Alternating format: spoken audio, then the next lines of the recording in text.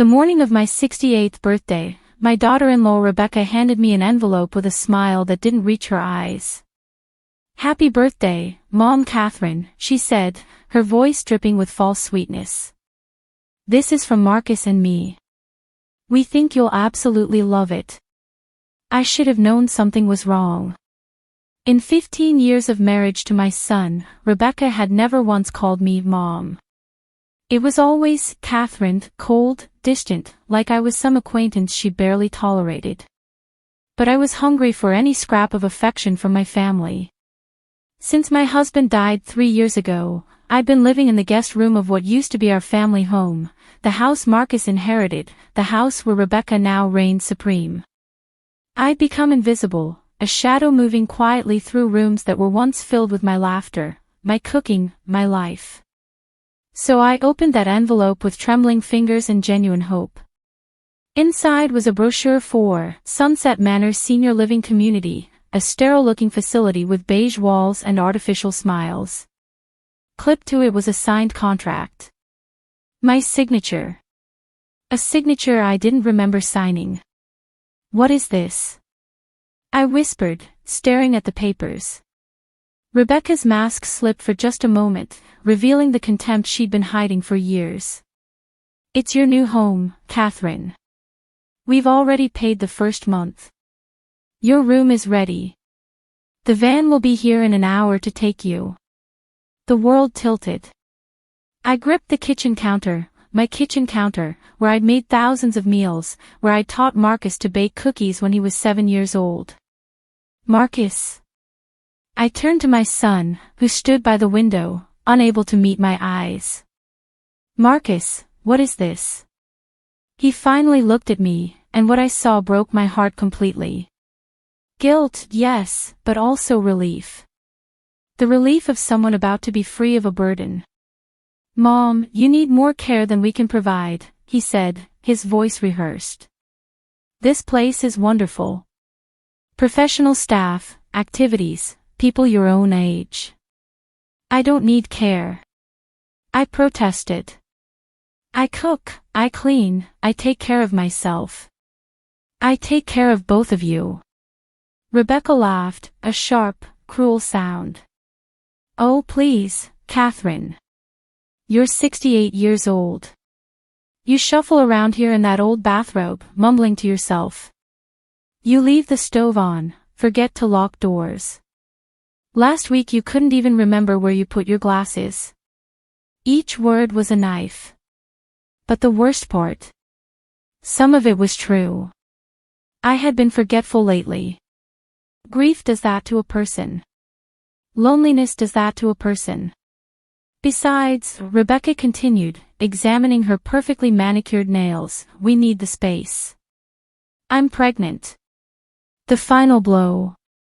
They were replacing me with new life, as if I were already dead. "When?" I asked quietly. "What?" Marcus looked confused. "When did I sign this?" I held up the contract. They exchanged a glance. "Last month," Rebecca said quickly. "When you had that stomach flu. You were pretty out of it, but you said you wanted to look into senior communities." The lie hit me like a physical slap. I remembered that flu. I remembered being barely conscious for 3 days, throwing up constantly. I remembered Rebecca bringing me soup and tissues, being unusually attentive. I remembered signing papers she said were insurance forms. You had me sign this when I was delirious with fever." "Don't be dramatic, Catherine," Rebecca snapped. "You signed it willingly." That's when something inside me cracked. Not broke, cracked. Like ice under pressure, creating fracture lines that would eventually bring down the whole frozen surface. The van arrived exactly when Rebecca said it would. 2 cheerful workers came to collect me and my belongings, which had been packed into boxes while I sat in stunned silence. 15 years of being erased from my own home, and they'd managed to reduce my entire life to 4 cardboard boxes. As they loaded my things, I stood in the driveway of my own house, the house my husband and I had bought in 1982, the house where we'd raised Marcus, the house that should have been my sanctuary in old age. Marcus hugged me goodbye, and for a moment, I felt my son in that embrace. But when he whispered, "It's for the best, Mom," I knew I was hugging a stranger. Rebecca didn't hug me at all.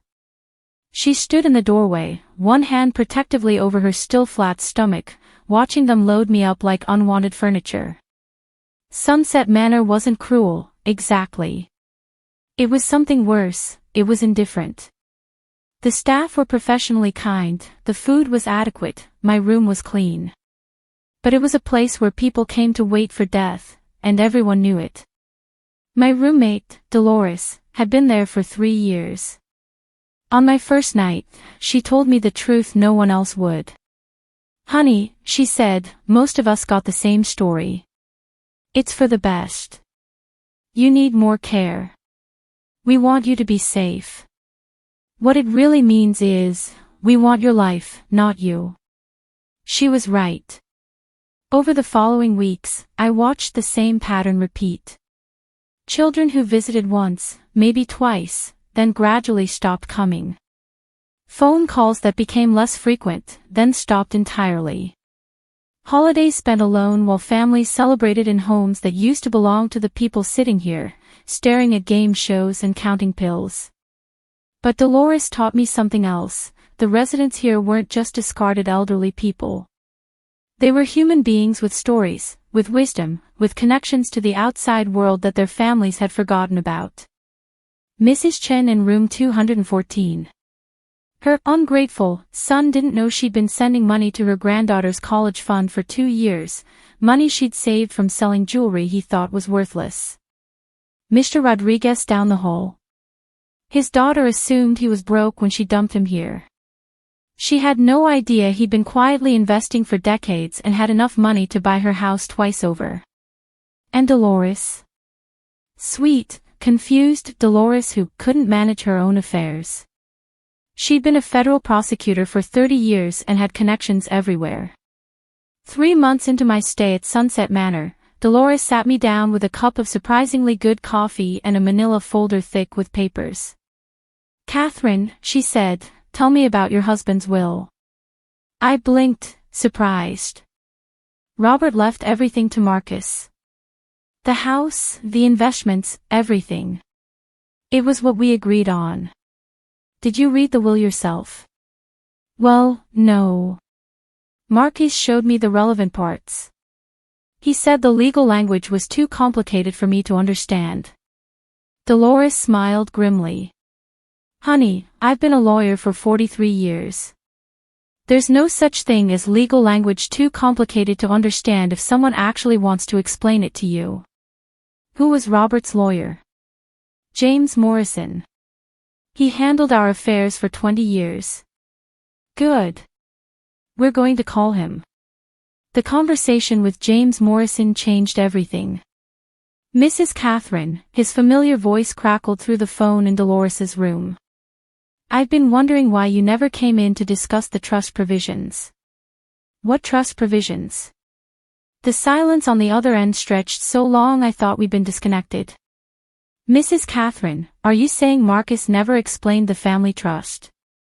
The one that ensures you have lifetime occupancy of the house and control of 40% of all assets?" My hand started shaking. "What are you talking about?" "Your husband was very specific about this. He was concerned that if something happened to you, you'd be vulnerable. The house was set up in a trust, Marcus inherits it upon your death, but you have the right to live there, make decisions about it, and receive income from it for the rest of your life. It was Robert's way of making sure you'd never be homeless or powerless." The room spun around me.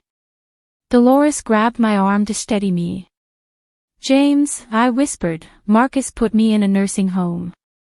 He said the house was his now." The lawyer's sharp intake of breath told me everything I needed to know. "Mrs. Catherine, that's not just wrong, it's fraud. And if he had you sign documents while you were incapacitated, we need to meet immediately." 2 days later, James Morrison arrived at Sunset Manor with a briefcase full of documents and an expression of controlled fury. He'd brought backup, a younger lawyer who specialized in elder abuse cases. "Catherine," James said, spreading papers across the small table in the common room, "your husband was smarter than Marcus gave him credit for. Every decision your son has made about your assets for the past 3 years has been illegal." The evidence was overwhelming. Not only did I have lifetime rights to the house, but Marcus had been forging my signature on financial documents for months. He'd moved money from accounts I didn't even know I had access to. The nursing home contract wasn't just signed under duress, it was signed by someone who legally couldn't be forced to leave her own home. But the biggest shock was yet to come. "Catherine," the younger lawyer said gently, "did you know your husband set up a separate account for you? One that Marcus doesn't know about?" I shook my head. "It's been earning interest for 3 years. The balance is currently $247,000. I couldn't breathe.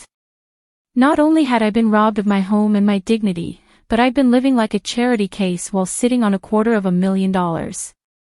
Dolores, who'd been quietly listening, leaned forward. "What are our options?" James Morrison smiled for the first time since he'd arrived. "Oh, we have several very interesting options. The first option was simple: expose everything and let the courts handle it. But I had a better idea. I want to go home," I said. "I want to walk into my house and see their faces when they realize what they've done." "Catherine," James warned, "they might not react well to being cornered." "Good," I said, surprising myself with the steel in my voice. "It's time they learned that underestimating people has consequences." I didn't call ahead. I simply took a taxi from Sunset Manor to my old address on a Tuesday afternoon when I knew Marcus would be at work and Rebecca would be home alone. I still had my key, they'd never asked for it back, probably assuming I was too broken to ever use it. The house looked different. Rebecca had redecorated, of course. The warm colors my husband and I had chosen were gone, replaced by stark whites and grays.